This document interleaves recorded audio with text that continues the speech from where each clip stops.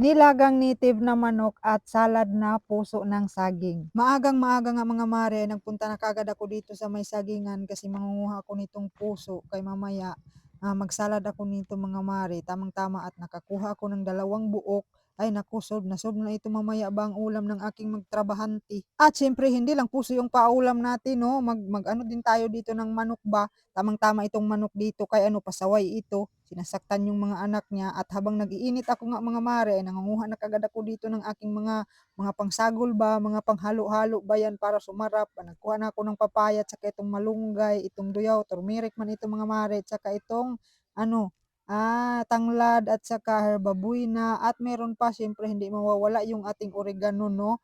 That's my favorite. Marami nga nagtatanong sa akin mga mare na bakit ko daw inahalo yung ano ba, yung oregano sa ano, sa aking pagluluto is pansahog man yan dito sa amin mga mare ba na mabanguhan man ako diyan o kaya naman kapag nagluluto ako ng sabaw ay talagang nilalagyan ko ng oregano.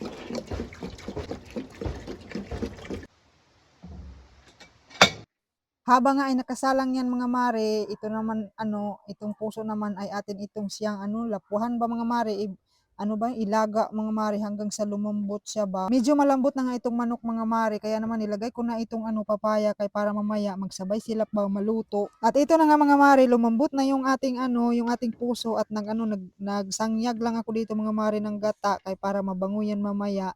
At ito na dinurog-durog ko na ito siya ba mga mare, itong ating puso at saka pinipigaan ko yan siya mga mare. At naglagay na tayo dito ng suka sa ating gata, kaya yun yung ating isabaw doon sa ating salad ba. O, di ba? Naglagay na ako ng kamatis, luya at saka atsal mga mare at yung ating gata. So ganyan ang kasimple mga mare, lagyan mo lang yan ng asin, no? At bites na yan. Ulam na yan, napakasarap na, di ba? Ganito lang naman dito sa bukid mga mare, hindi mo na kailangan talaga gumastos pa at makaulam ng ano, ng masarap kasi kapag meron kang mga manukan at saka meron kang mga tinanim, ay nako, sure na sure yung ano, ulam ba. At ito na nga mga mare, luto na yung ating manok. Kailangan ko nang magsandok mga mare dahil nagsabi na yung trabahante ko na ano, nagugutom na daw siya mga mare. Ayan, oh, siya nang naunang kumakain mga mare dahil matagal daw akong nagsandok mga mare dahil matagal man nalata yung ano ba, manok. O ano pang hinihintay niyo diyan mga mare, halina kayo at kumain na tayo at baka sabihin niyo naman hindi ako nag-agda.